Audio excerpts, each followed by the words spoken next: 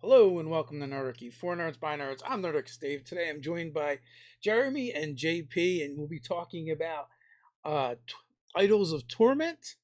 If you would be both so kind to kind of introduce yourselves and tell me a little bit about you for people that may not be aware. I'm sure mostly everyone knows Jeremy from Black Magic Craft. You're like huge. Hello and welcome to Nerdicky. Hopefully some of us do, right? Or some of you do. Anyway, yeah, I'm Jeremy. I run the channel Black Magic Craft. Been on YouTube for many years, making terrain for RPGs, skirmish games, and whatnot. And this is my foray into game design and original IP. So, yeah. And I'm JP. I'm obviously not a YouTuber, but known Jeremy for a long time, and just been working with him on this project and making some music too while we go along. He's my brother from another mother, right? two only children.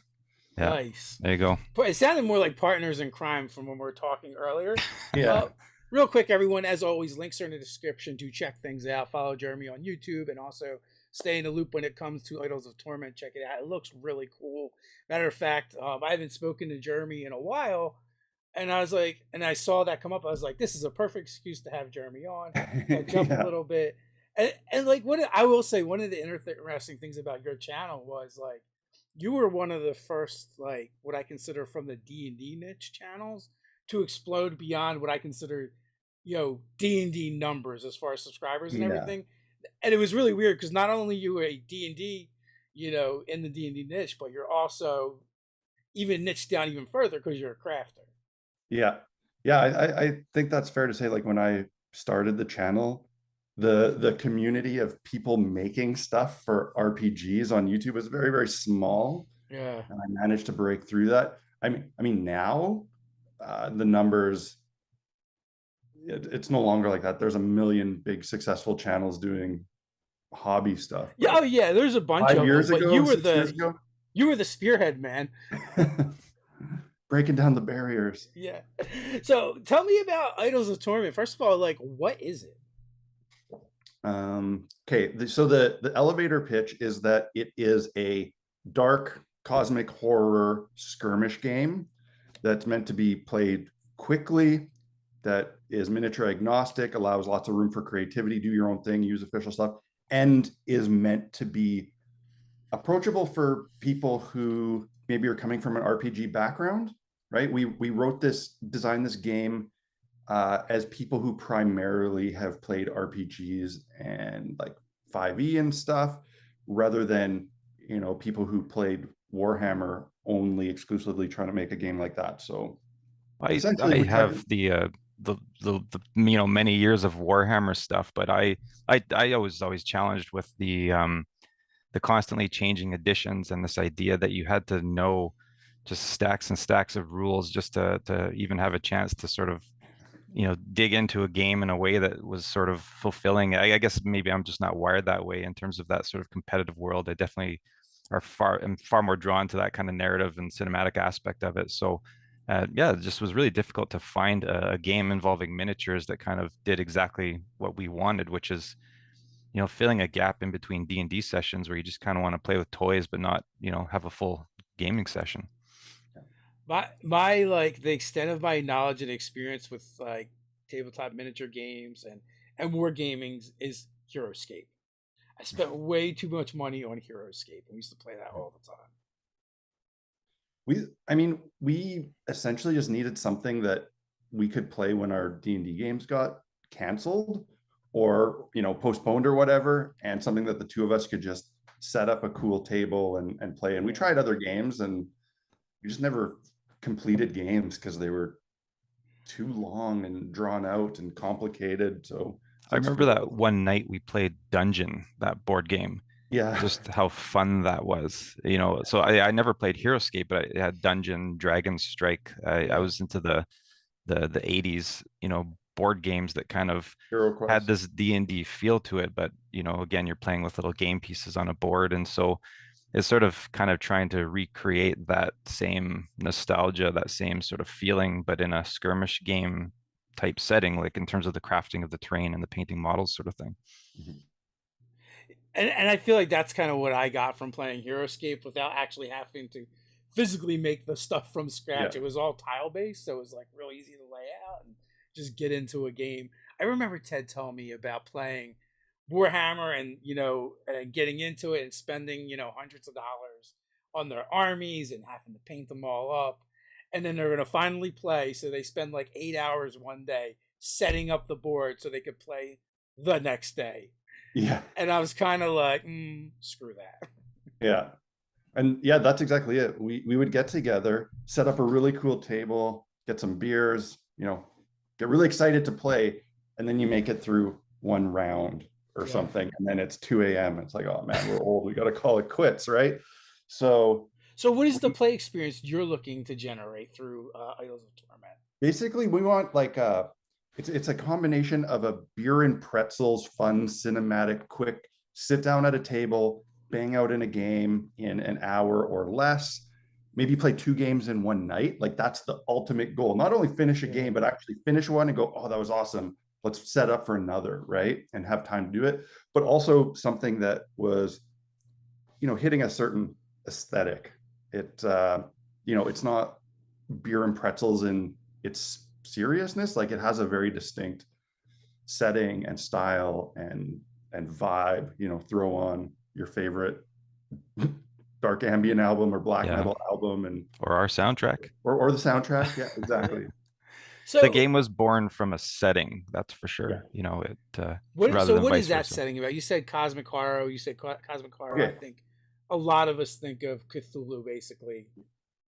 And there's some slight tie-ins to that. But JP, do you want to give the breakdown of the world, like the bullet points? Yeah, it basically, you have Earth in this cosmic realm, which isn't really supposed to be our Earth. It's a fantasy Earth in whichever dimension you want to call it, but it essentially kind of follows our normal timeline, with the rise of humanity and whatnot. But in this cosmic realm, you have the birth of sort of sentience as this cosmic energy, which is really no different than gravity or electromagnetism. It's just another sort of force of nature, and the sentient energy sort of coalesced into these large sort of, I guess, super gods or whatever the heck you want to call them. But that's where that sort of the cosmic horror comes in. This idea of this vast space and these beings and these consciousness out there in space that you really don't understand. But essentially, Earth becomes the center of the cosmic realm, and humans are just kind of like the perfect being. They're sort of created in the image of these cosmic presences, and humanity. I mean, this is where I guess it becomes a little bit. I don't know if you're a Christian person or something, you might not agree with the story, but it's just fiction.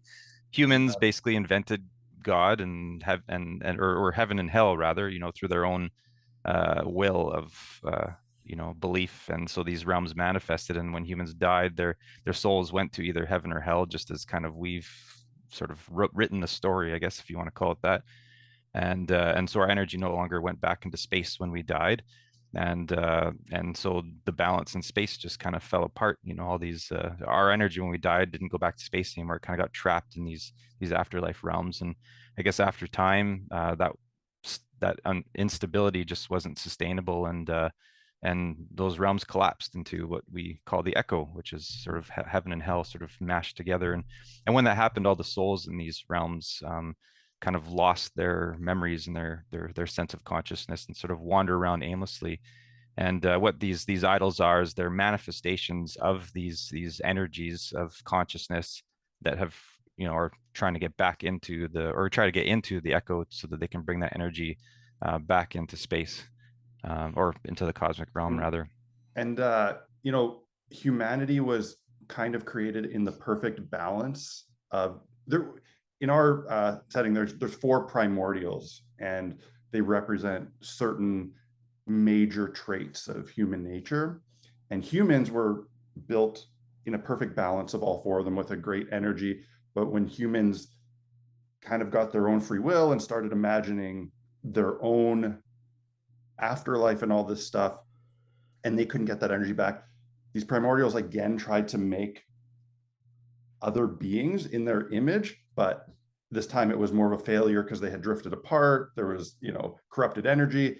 So you have these things called idols, which are these groups of really horrific versions of humanity. Like if you take one singular trait of humans that's negative, it's like that refined down really purely and strong. And these beings go into the echo, to this afterlife, to harvest the souls that are there to bring that energy back into the cosmos. So basically when the game starts, you're looking at a snapshot of the echo of this heaven and hell wasteland, and there's these human souls wandering around, and it's your job as a player. You take a role as this entity called an Eternal, who basically is controlling these idols, phasing into this realm, trying to collect and harvest these souls and bring them back to the primordials. So do you have a particular faction, or I guess like are each of the idols their own faction, or Yep. are they just a faction? So there's 4 primordials, which represent 4 major traits like power, desire, weakness, and despair. And then each of those branched off into 2 what are called orders. Our factions are called orders, and these idols belong to them. So each one branched off into 2, which is kind of like the Magic the Gathering color wheel, where the 2 beside each other on this side are kind of share traits from both, and vice versa. So there's 8 playable factions called orders, and each has a different theme. If you go to the website, we call it the primordial wheel. There's a really nice graphic of it that shows the 4 primordials and then the 8 orders sort of around them. The orders are just a really deep expose on, the human condition. It's funny how, when Jeremy's, in some of Jeremy's early videos, a lot of the public just immediately sort of assumed, hey, these things are demons, and the word demon was used a lot. And it's funny, they're not demons at all. But I was thinking about it the other day. I guess they're demons in the sense, if as a human, you're always saying, oh, I got demons, and you're referring to like the traits in your mind that are maybe negative and pull you in different directions. I think that would be a better way of using, say, the term demon, because these things are, pure manifestations of just the extreme parts of what makes us human. And in theory, if these things are all in balance, you have a perfect person who's got a lot of power, but is humble enough to keep it in check and things like that. So yeah, like in a perfect being, they're at the center point between power and weakness being like something like humility, right? But these orders, they've gone to the extremes on each end. So you have like one order that's just raw aggressive power, and another one that is just like weak and feeble and withering away, so to speak. And yeah, it serves a few purposes. One is that it allows you to make a lot of really cool thematic horrorish models on these different tropes, and then also it changes the play style. One thing that sets this game apart from a lot of skirmish games and war games is that you don't build your own list. So there's not a bunch of different units and a point system where you pick like, oh, I'm going to have a couple range guys, a couple melee guys, whatever. It's more like chess, where each player has the exact same amount of units. You have eight idols and 1 totem, and it's the same distribution of units, but whatever order you're playing gives you special abilities that apply across your units or to in particular ones, which is what actually makes gameplay different for each one. But this isn't like a competitive, like I'm going to make the most powerful list and go to a competition. This is like, it's purely thematic and I hope that this is the game that people are playing in the hotel rooms while they're having beer at the end of the day at like Las Vegas Open. Yeah. So who does the art? The art is fantastic. It's a combination. Like there's some of the early art was like of the primordials was done by an artist called Mifta, he's like a black metal album artist. And then the order art, some of it was designed by another music artist, San Santiago, Nosferatu is his name. And then everything else is stuff that I'm doing. So I'm using like AI and painting and overpainting and a lot of Photoshop, and yeah, so it's a combination. I'd say the majority is stuff that I've done. Okay. Yeah. It looks fantastic. It definitely has that really dark and Yeah, it's very terrifying good. feel to it. And then in terms of like the minis, because so the game is miniature agnostic. It's like grab whatever minis off the shelf from whatever manufacturer you want to play, kit bash, whatever. But if you want to use official ones, because like how could we not take this vision and turn it into like our exact vision?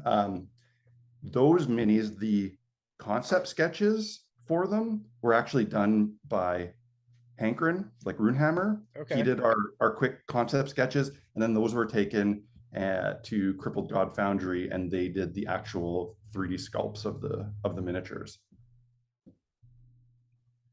They did a fantastic job. Everybody involved did. Yeah, I mean, they're really good. It was a very long, interesting process that was very new to me, because I'm used to being in the driver's seat by myself, being in 100% creative control and sculpting and molding things.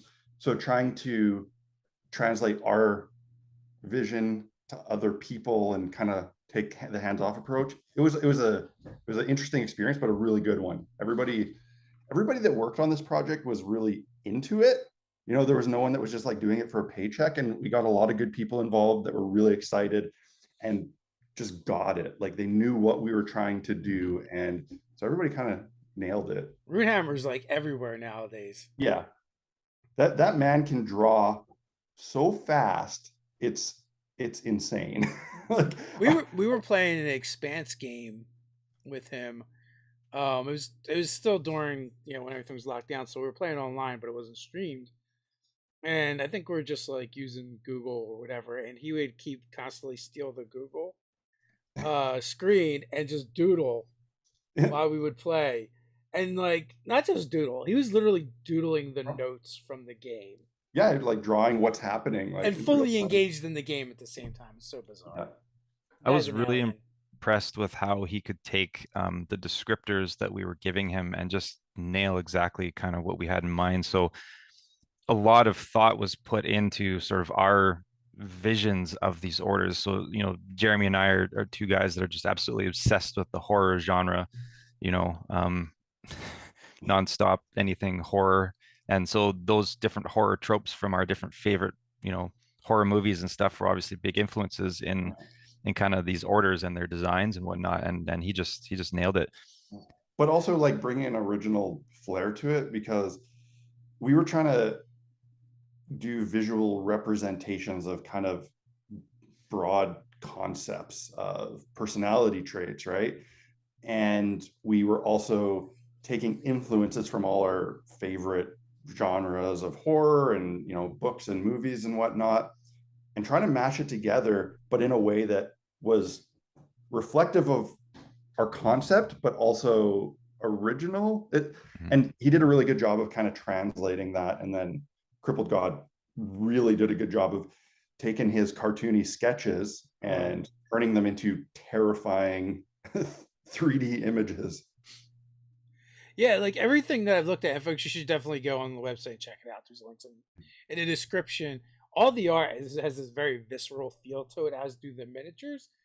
And I like the analogy to, it's like chess, that everyone has the same pieces, except for they visually don't all look the same. No. Does everyone have the same objective in the game?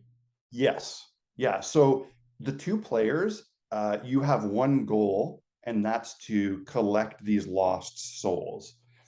Now, combat is an element as well, and it kind of depends how you want to play. Are you going to play tactfully and try to really just go in and get these souls? Are you going to fight your way through? A combination of both. Some orders are better at fighting, some orders are better at speed and sneaking and different things. But at the end of the day, your objective really is to harvest these human souls. And that's another thing that makes the game a little bit, I'd say actually a lot different than your average skirmish game, is that there's almost like a third player. So you have your two players playing the orders, But then there's these lost on the board, and we have a card system with a basic AI and a movement chart, and they do their own thing. Like, you're trying to get these models, these human models, but they're doing their own thing. They're moving every turn, and it creates a lot of chaos. Yeah. And in a way, it's kind of like, it goes back to the RPG influence, where there's a deck of cards that's almost like taking the role of the GM. So you can do all your tactical stuff, but that at the start of the next turn, the world does what the world wants to do, and it could totally throw everything off. So I feel like the chess analogy really still works very well. Not for the part where the world is doing what it does, but as far as like, you could win chess by checkmating your opponent, just by cleverly outmaneuvering them, or you can checkmate them by taking away all of their pieces. Exactly. And the other reason it's like chess is that it is a very, I don't want to say movement-based game, but a very positional-based game. Because your objectives are moving around, a lot of what you're doing, your units are like chess pieces, in the sense where you're like, well, I need my rook to perform this task because it moves in a certain way. And that's kind of the same as your units. They perform distinct sort of tasks, and it's all about a game about positioning and trying to predict positioning. So you're, unlike chess, where you're trying to predict what your opponent's going to do, you're trying to predict what the AI models are going to do, and put yourself in a good position to accommodate for that. And sometimes you succeed, sometimes you fail, and it makes it really, really interesting. Well, most skirmish games that do have a third party to it, usually that third party is aggressive. So it's other monsters that are coming out of the bush or whatever that are trying to fight you while you're fighting your opponent. I think what's really unique here is that the third party is actually terrified of you, and it's trying to get away. So you're trying to chase it, and the Lost are such an important part of the overall aesthetic and the setting. And it really feels when you're playing a game that if you're in, looking at it from the Lost perspective, it's a horror movie for them. They're being chased down by these terrifying things. This is a survival horror game, but you're the bad guys, essentially. So how did you guys come up with this? What made you decide to make Idols of Torment? Where do we start? Process. People who've been following the channel for a long time know, about 2 years ago, I made a piece of terrain. It was like I had a creative block. It was like right after Christmas, coming into the new year and the break. I didn't know what to do. So I just grabbed a bunch of junk and I started building. I made this one piece of terrain that had a really unique look, and it kind of triggered this setting in my head. And from there, I just kept building stuff for it, not knowing exactly what it would be. I thought at the time that it would be, I'm going to run a D&D session in this setting. Then me and JP, we have a background, our history is like writing music together, electronic music, and it's been years since we've done that. And I was doing the channel, JP hadn't touched music in a while, and started to want to pick it back up again. And we said, well, let's make some music for this setting. And we were gonna just make maybe a little like module and a soundtrack for it. But the more we kept developing it, the more we fell in love with it, and the more we realized this world was much better suited to like a skirmish game than a RPG game. And it just snowballed from there. So Cal wants to know, which piece of terrain was that? It's actually, funny enough, it's right here because we were filming a playthrough video. So I don't know how well you'll be able to see this, but it was this small piece of terrain that has like a skull, a pillar on it. And if you go onto the channel, there's like a playlist of Torment videos. And this was the first one. And at that time I made this, and then I made several others, and I had this big set, and I still didn't know what it was for. But it was nice because we developed the setting, and the setting was developed based on terrain influences. And then we worked almost like in the reverse that I would say a lot of original games probably do, where they start with the mechanics and then add a setting and aesthetic on top of it. We did it the other way around, and we designed the mechanics around terrain in a lot of senses, and models and the themes of the game. I think your original tagline was my personal vision of hell. And I think that it did start as maybe it was this hellish realm, but I think the real light bulb moment was realizing, you know, the echo, right? Yeah. That it was hell and heaven hell combined. just imploded on each other into And this really. And that one thought sort of spurred everything else, because it was, okay, so we have this combined realm, who's in there, how did they get there, who's going after them? And so we started asking all these questions, and that's how all these other characters and the setting sort of developed. I think it's important too in this game to differentiate setting and lore. There really isn't a lot of lore, which is great for people when they're building their orders, because you know, when if you pick the Wasting or the Scorn, they're not from a certain kingdom and follow a certain lord and carry a certain banner. It's you take the concept of one of these traits and just roll with it. You know, it's pure consciousness. So the setting is the important part. It's knowing, you know, what this energy is and what's happening. So what is the aesthetic of the music? It's very driven by our musical tastes in our past, which is industrial, and with dark ambient. We're definitely putting in a layer of, I guess, black metal, but without it being obvious. You know, it's not going to be full songs of just guitar riffs, but it's more, if you imagine like a dark ambient song that has like this little blip of black metal in it, just to, you know, get you to pump your fist a little bit. But you know, we're trying to make it music that you play while you're gaming, so you don't necessarily want to be jumping up and down and headbanging while you're gaming. No, but it's background cinematic. Like, yeah, this music, you know, if someone's not interested in the game whatsoever, I think this project's going to serve another purpose for a lot of people, which is, here's a neat setting and a bunch of cool minis and some music. Run an RPG game with all of that. Like, the models are great for running, you know, a campaign. The setting is great to mix things up, and put the music on in the background while you're gaming. Like, if you're a GM that likes having music on in the background, the soundtrack to this game is also going to work for any sort of like dark dungeon delve that you're gonna want to run. We're hoping it'll work its way into multiple Spotify playlists of people that you know, just make gaming music. Will guarantee it'll fit just perfectly. So Brian Smith wants to know, through the process of working out an entire system to present to people, what skills were in your blind spot, and how did you handle those things you may not have had expertise in? That was a big important issue with this, honestly, because I originally conceptualized this idea, but I never acted on it because I just knew that it's not something I could do alone. So when JP came into the fold, we had a certain like shared creativity that was great, but more importantly, when it came down to the brass tacks of actually getting things done, he brought to the table stuff that I just couldn't do. So I could sit down and design a game. I consider myself a game designer, like designing combat scenarios in D&D and maps and whatever, but actually taking those and putting them into a coherent rule set that isn't full of holes or, you know, just problematic. That's where JP came in, because I mean, what's your title, your day job, JP? You write a lot. I don't want to bore people here, but yeah.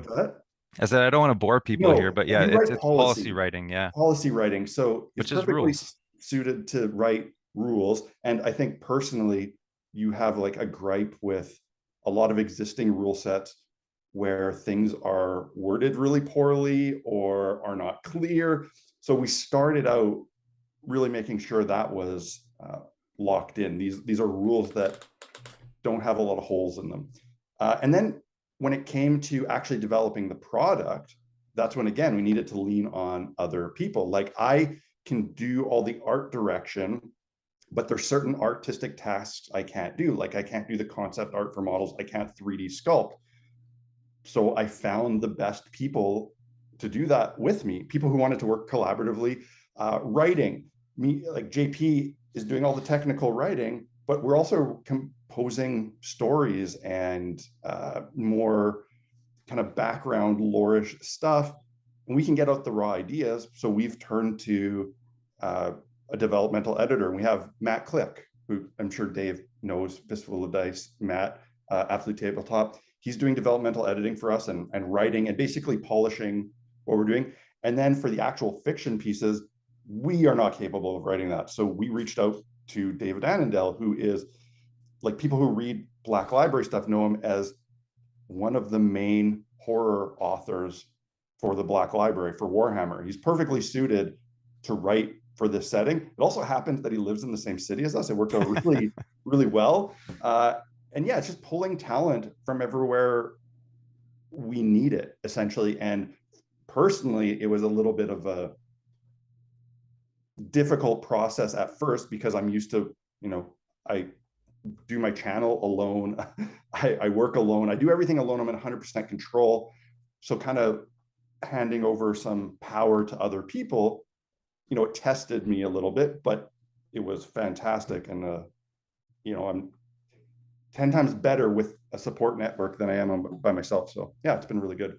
Everybody is. It's just one of those things. I mean, JP, you're like, oh, I don't want to bore people. I'm a policy writer. But you know what? Anyone who's had to write for other people and try and get your point across understands how important that is. And, the part of developing any game is like, okay, I know how to do it, and I can, take what I've written and turn it into something. But can somebody else pick this up and make it work the same way? That, that's like the true test. It was a huge, I was just gonna say, the project I'm working on now, I'm not sure we're there, because when I go, hey, this is actually a lot harder to explain than it plays. I wonder if that is just because I didn't have like a professional policy writer write it out. That was a huge test when we handed it off to our play testers. That's when the actual language kind of went through the ringer. It's definitely one thing to sit down and explain something to somebody, and it's another to put it in writing and make sure that they capture it fully. And that's kind of what I've been doing for the last 20 years is writing that type of language that you can hand it to any member of the public and they'll understand that rule. I mean, that's basically what policy is. So I think that was definitely a big strength. Tying it in with fiction and setting, that was a whole new adventure, but I think it turned out well. I mean, we're really happy with the product, and our play testers are had a great time, and we're just excited to share it with people now. And when we play tested it, we didn't just like hand it to a couple buddies who would just say, oh yeah, that's cool. We found a group of players who were acquaintances, but like very seasoned players in a wide range of games. They have a club where they play all sorts of different games. So they were very experienced in picking up rule sets and just trying them out. So we turned to them, and we specifically didn't give them much of an introduction to the rules. Like, we explained to them the lore and the setting a little bit, and then we just delivered them the draft rules and said, go. So there was no explanation. We wanted to see, if you just pick up this text, can you play the game? And thankfully, it was actually a really good process. I would say it worked out 90% perfectly, and that other 10% they helped us really dial in and get right.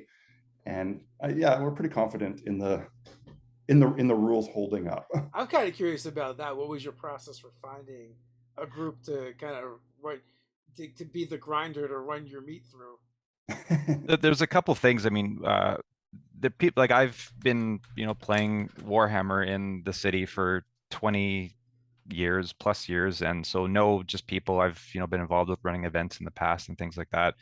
So you just some names, right? You just those guys from different events in the city that just are always doing well. They're just living gamers. They're just so good at what they do. And so what we did is we actually the team of playtesters are guys that just game every week. They have a combined experience of over 100 years of gaming or something like that. But most importantly, they play a lot of really in-depth things. They play a lot of historical games. They play lots of things that just involve really complex rules and stuff like that. So basically the opposite of the demographic that we're targeting. And I think that was the key, is could you give a really simple game that's intended for mainly people that are coming from D&D and don't really have experience in skirmish games? Could you give somebody like that a game, and could they still have fun? Because, these people are generally expecting and used to games that are very technical and have expansive things. And so that was the big test, and it worked out. They had fun. So it sounds like, and correct me if I'm wrong, like you're trying to create a game anyway that's not like super technical, that people can sit down, play fairly quick. When you say beer and pretzels, I take that to mean you mean it in it's easily digestible system that people can have fun with.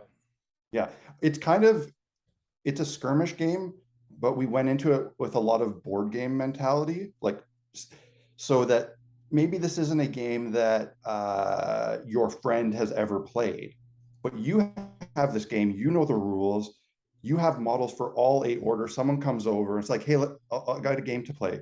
Take these models, you play this order, I'll play this order, sit down, and let's just play. And you can actually play a game with someone new, and they can understand it and enjoy themselves, so that it's approachable, right? But the danger with that, anything that's very simple can overstay its welcome very quickly, right? It can get boring. And that's one of the reasons we wanted really crunchy, experienced gamers to test it, to be, they're simple because it's simple, and they're simple because it's refined. And we wanted to make sure it was simple because it was refined and functioning well, still interesting. And I think we really succeeded. The game can be straightforward, but it's like chess. Chess is a simple game, but it's hard to master, right? You can teach your 10-year-old kid to play chess and enjoy playing with them every day, but then you have chess masters, and we're kind of in that little pocket. Nice. So Brian wants to know, how did you draw the line concerning how big the project would get, like avoiding it bloating into massive unfinishable project? The trick there is anxiety. So you say, I want to make sure that we are in full control of everything we're planning on doing, and I feel confident that we can do everything. And for me, just running a channel and doing projects like this, I'm used to just making things that are able to be accomplished in a certain amount of time. My background before YouTube and hobby was construction. So like my mind works in looking at a project and breaking it down into pieces and a timeline and going, is this feasible? So I just naturally didn't want it to grow. I wanted to keep it small. It did grow a bit, but it only grew in situations where it was necessary. We're like, oh, this will make things so much better if we add this other layer or this other thing, but there's no bloat. And I think that will be best shown when people actually see the Kickstarter page go live. There's no stretch goals. We made a product, a game, it has a product line. We know exactly what it is. We did it the best we could, and we want to deliver it on time. We're not bloating it up with a bunch of add-on junk that's just going to complicate things. Do you Even guys when have you a see the launch date? product line, there's a game pieces set, which is, you have the Lost, and then you have your initiative tokens. That's really all you need to play, except for the rules. But you look at a lot of modern Kickstarters, and you got to scroll for about 5 minutes until you finally figure out what the heck you're going to get, because there's just so many cards and tokens and all these different things. And it's really just supposed to be, the most important part is bring your imagination and bring your crafting skills. Spend your time making terrain and painting models. Don't stress out about all these different products that you have to get in order to play. Dave, you're asking about a launch date? Yeah, do you have a launch date? I see September, but we're there. September, but the actual launch date is the 13th. Okay. So we're kind of coming up pretty soon. I don't know if we're actually at the under 2 week mark yet, but we're in that territory. Oh yeah, you're getting close. So we're actually definitely under 2 weeks now. Yeah. So time people mark your calendars, join the email list. Yeah. I have a few new gray hairs today, so we must be under the 2 week. Yeah. Yeah. So what is it like when you get the game? What exactly comes with it? You just mentioned the Lost and the initiative markers. That's it? So there are the way we'll say not the game, but the way the product has been developed is modular. So obviously there's the rules, right? There's going to be a rule book, PDF, or the hardcover book. In order to play, the only thing you absolutely need are the lost models and the game pieces, like there's initiative tokens that come into play. And we have those available as plastic models, like on a sprue, legit plastic models, but also available to 3D print. So we've designed the project to accommodate 3D printers, but also accommodate people that don't. And there's a deck of cards, which you can get the physical deck, or if you for some reason don't want to, there's a table in the book. So essentially that's all you need. And realistically, those lost models and initiative tokens, if someone really wanted to, they could just make that themselves. Like you could just buy the PDF and make everything yourself and go to town, but then it branches into how deep do you want to get. There's the official models for that. And then when it comes down to your player, your orders, your idols, we have the official models you can 3D print or make your own. We're going to do a play mat.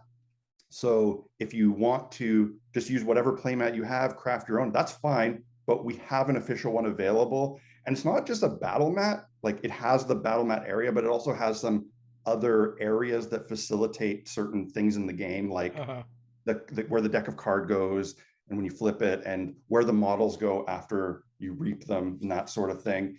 And then there's a soundtrack, which will be available for free on streaming, but will also be on an LP record for collectors. So it's like almost, you don't need a lot. You can get a lot if you want. And basically every item that exists in this product line exists in a physical or digital form or a do-it-yourself form. So it's like just about anybody can get into it. You don't need to spend a lot of money. So, I'm looking at the game stuff now, and, I guess your squad, your faction is made up of 2 Slayers, 2 Lurkers, 2 Stalkers, 1 Corruptor, 1 Reaper, and I also see a Totem. These are the chess pieces, as the analogy is just perfect. The Slayers, those are your melee combat guys. The Lurkers, they're the only idol class that can actually take a ranged attack. The Stalkers, they move quicker, they can move through terrain more easily, so they're great at intercepting positions and messing up your opponent. And then the binder, the binder, that's what our playtesters kept calling him, because he takes the bind action. He or she, I guess, whatever you make.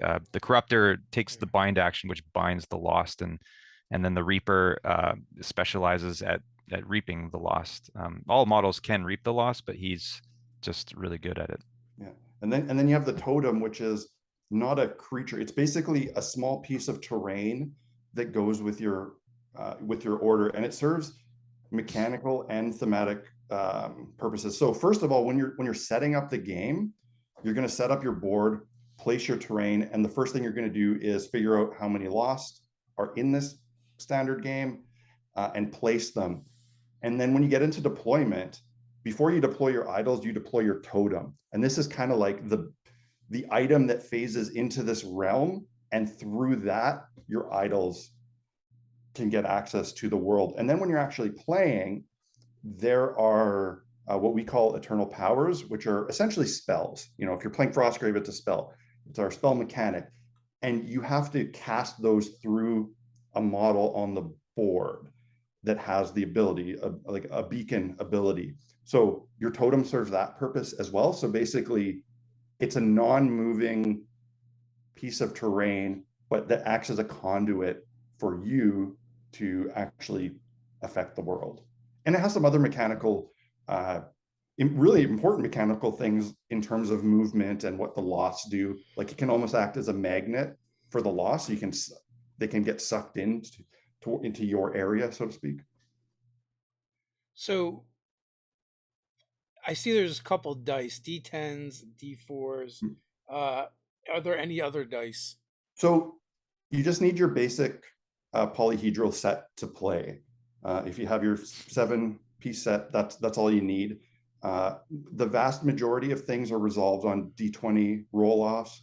Some things are resolved with a target value. And then certain things, rather than a modifier, different units will have a different die. So me and my opponent might be resolving something like a wound, and they are rolling a D8 and I'm rolling a D4. And it just depends what that unit is good at, how high or low that die is. So you have special dice? Nope. No special dice. And that was like a very clear, we don't want to do this. Again, we want this to be approachable. It's like, if you've... I don't mean special as in custom. I mean special as in dice for that go along with the game. Yeah, there's no like invented special dice. It's just your regular, grab your D&D dice and start playing.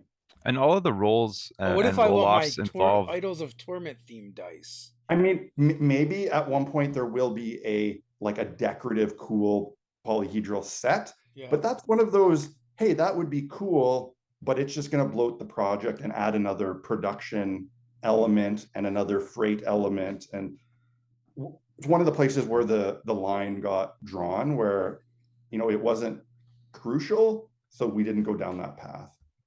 Yeah, one day maybe. I can dig that. Like I will say dice are far easier to add in than a lot of other things. Yeah, you know, in my experience. I mean, we've already created plastic models on a sprue, which is like a very big undertaking that not a lot of we'll say like grassroots boutique game people can pull off. Yeah. The only reason I could was because of my, you know, connections to companies working with the channel and finding good partners. Well, maybe partnering up with another, like a dice company, like Infinite Black is kind of themed very similar to this. I feel like that might be like a good pairing. And it's one of those things that, yeah, in the future, anything is possible. But one of the limiting factors was we very early on set a hard date for launch. Yeah. And we stuck to it. We're like, we are going to finish this by a certain time, because if you don't, at least for us, if you don't have that kind of hard date, it'll never finish, because you'll always keep tweaking and you can always add more. You can always change things, do them better. We said, no, we're working towards a date. And, you know, we wanted to manage that time. I know all about that. It took us about 2 years too long to put out our first Kickstarter. And like, we probably should have did it 2 years prior to when we did. And there is a lot of that powerlessness of figuring out what to do, where to go. And this is our first Kickstarter too. Yeah. So you don't want to screw it up, right? You want to go in confidently. I'm sure you guys are going to kill it. Brian wants to know, are there any fun ideas that hit the cutting room floor? Oh yeah. JP, what? You know, I guess just back to that, what you were just talking about, you know, the extras, there's a lot of times where we had an idea for something that would involve some kind of product. And I think that's where our own values started to kick in, that we're not people that really value expansive collectible thingies when you're getting involved with a product. So it started to become, well, okay, well, this is a neat idea, but we really don't need that. That can just be a chart in the book, or this would be cool, but again, we don't need that. So I think really the things that got cut were mostly things that would just require more product line. We really just wanted this to be very accessible to people. And then I guess there were some things that got cut in terms of like the original sort of distribution. Like we sort of had these ideas in some of the early game design components that models would be able to, say, cast spells and stuff like that. And actually that was a really good cut, because we ended up instead with the mechanic where you, the player, are actually role-playing when you play a game. You're an Eternal. You know, an Eternal is basically the generals of, you know, these primordial you know, entities sort of thing. So that's why they're called an eternal power, because you, Dave, while you're playing the game, you're the one casting this power, and the power is just being delivered through one of your models on the board. And then when your models are moving, you're actually kind of, you know, a puppet master moving these models around. So when you have your initiative token, that's exactly what you do. You choose, do I activate a model, or do I perform an eternal power? Is that kind of some Magic the Gathering inspiration there? Absolutely.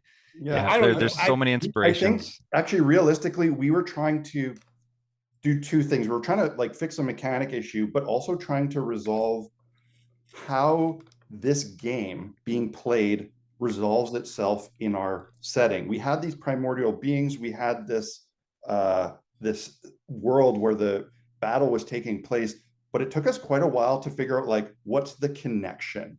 Like the player is in there in the middle somewhere, but what is that? How does it work? Yeah. And I'm pretty sure at one point I said they're a planeswalker. Like this is like magic. You're a planeswalker. You're doing this stuff. And yeah, then we realized it was just essentially these primordials created these eternal beings to control these idols. So you're also this entity in the cosmos. And yeah, definitely that idea in part came from. I mean, I saw that and I've never even played a game of Magic the Yeah. Gathering. But like, no one's ever going to create something whole cloth new anymore. Absolutely not. It's so rare. All we can do is take a culmination of all of our experiences and the things we like and kind If of we mix them created up into our own thing. If we created an original game, it would be awful because it's only the ideas that no one has used for various bad reasons. It's basically now designing a game is taking all the things you like from various things and putting them together in a new combination Yeah. that works. Like we took a lot of inspirations from other games, and it's not something we're hiding. Like there are mechanical elements in here from Magic the Gathering in terms of stuff like abilities, like that keyword ability like Magic has. There's things taken from Frostgrave. There's a lot of stuff taken from 5th edition that's been converted into tactical skirmish games. JP, there was like stuff from like the Lord of the Rings game. There's all sorts of. There's a lot of inspiration that comes from, I think, other game styles. And the irony is that when, we're calling this thing a skirmish game, but in terms of the influences that came from other skirmish games, it was almost like we were more influenced by the things that we didn't like about those skirmish games. And then we took the things that we did like from other game styles, like board games and Magic the Gathering. And then, like Jeremy said, there's a ton of D&D. Like when you're playing, you're going to go, oh, that's an opportunity attack. Your brain's going to go, I see where they got that from, So yeah, it's almost more influenced by non-skirmish games and than actual skirmish games. Yeah, we took skirmish games, we removed all the stuff we didn't like, and then we replaced it with stuff we did like from RPGs and board games. And try to make it all work together in a cohesive package. I mean, like even just as a creator, I've heard other creators go, I don't like to watch other creators because I don't want to be influenced by them. Yeah. Where I don't really watch a lot of other creators, but it's for completely different reasons because I'm inundated by this stuff all the time. Because I'm busy, and it's watching another creator sometimes feels like work. Yeah. Because it's like when I was a contractor doing renovations, I never wanted to watch those home reno shows because it reminded me of work. Yeah. But it's the same thing. And time. We don't have time to watch all that stuff. Yeah. But games, we definitely happily pulled inspiration from. But I will say, like the point I was getting at is like when I do, I would rather just make the thing I want to make and be inspired by that, and just say, hey, I saw WebDM or Blackmagic Craft or whoever do the thing, and I thought this was really cool. Here's my take on it, and here's what this made me think about. There's absolutely nothing wrong with that, and it's something I've encountered my years on YouTube. There's certain trends of negative comments, and one of them would be things like where someone points out, oh well, this person did that first. I did it just now. I just did it now, and it was fun and I liked it. So this isn't the competition. We get that even when we've done it before that person. So yeah, exactly.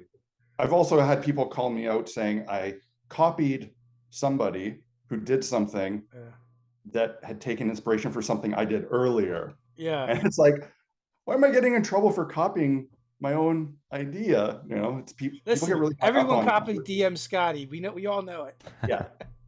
Yeah. But at the end of the day, it doesn't matter. I think own up to your inspirations, celebrate them.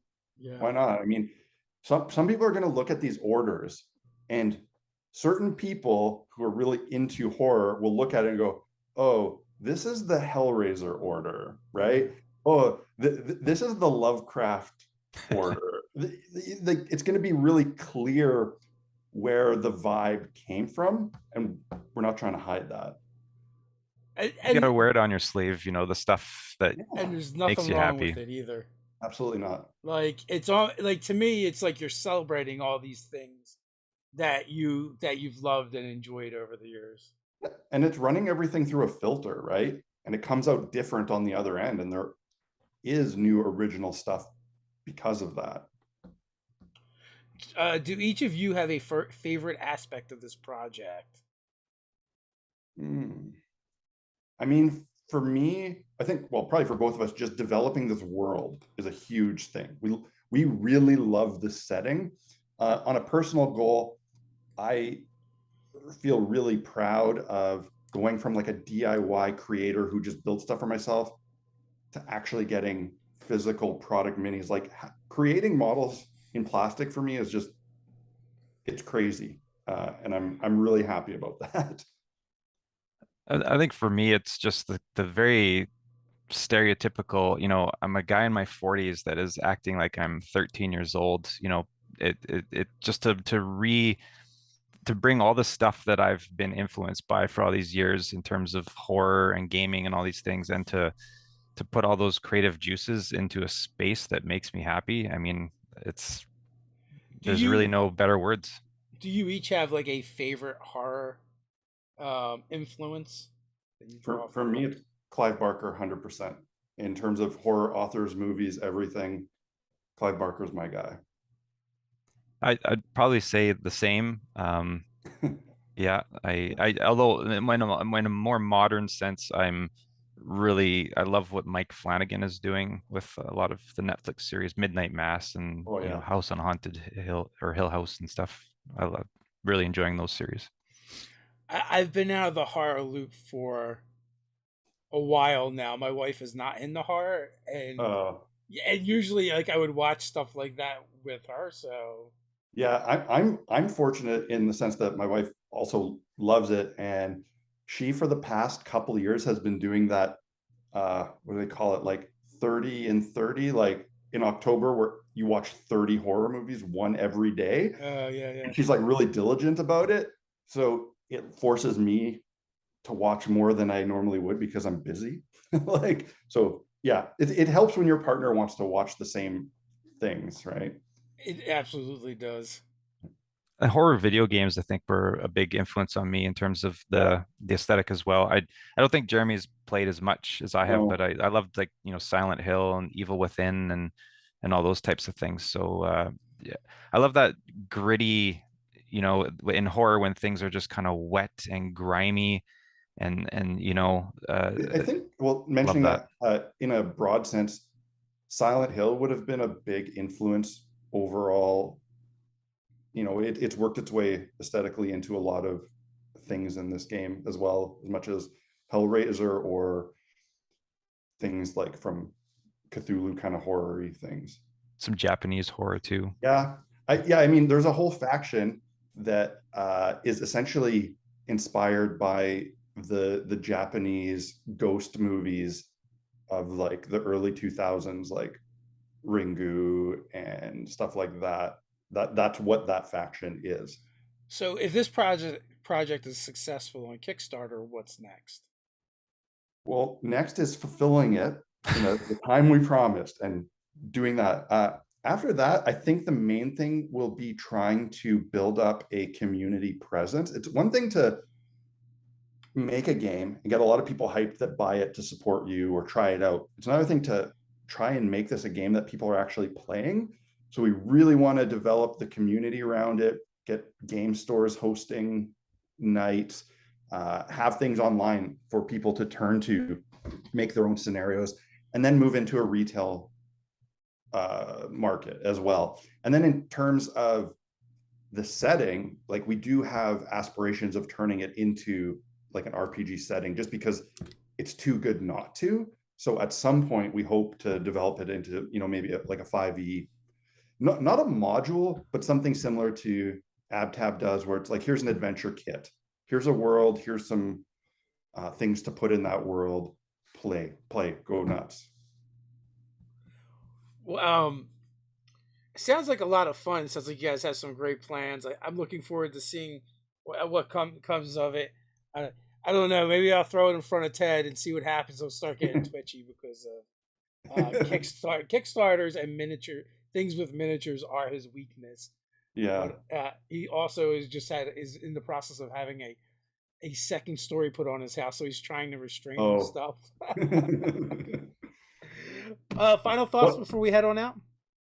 No, I mean, the big important takeaway for anyone who's kind of on the fence about this project, I think when it was first announced, there were certain people who thought, oh, this is just like another YouTuber trying to throw his name on a slapdash product to make some money, but it's not. This is a really serious passion project for us. Like, we've put everything into it. It's all being done out of love, and I think that's gonna translate when people get it in their hands. So give it a go. I think people that see the aesthetic, they're right away just connected to it. Like, we've obviously pulled inspiration from places, whether it be nostalgia, 80s horror movies and things like that. And I think other people are immediately getting pulled on those exact same heartstrings. So I think at this point, it's just making sure that people have a chance to play the game now, because they've seen all of the aesthetics, and hopefully they have as much the fun. aesthetics and the setting definitely aren't for everyone. If I was just trying to make some fast money, this game would have existed in a fantasy setting to appeal to a much wider audience, right? More of my viewers. It's a very specific vibe for people who like a specific kind of thing, and that's just the thing we love. So we can really stand. It's very visceral. It has a very gothic feel to it. Yeah. It makes me think of things. Well, actually, the movie Gothic for one, but also Pan's Labyrinth. So, folks, you should check it out, whether you're into skirmish games or not, and take a look at the. If for nothing else, look at the art on the pages, because it's very pretty and looks great. And then sign up for the Kickstarter while you're there and get notified, and check it out. Yeah. So until next time, everybody, stay nerdy. Cheers. Thanks.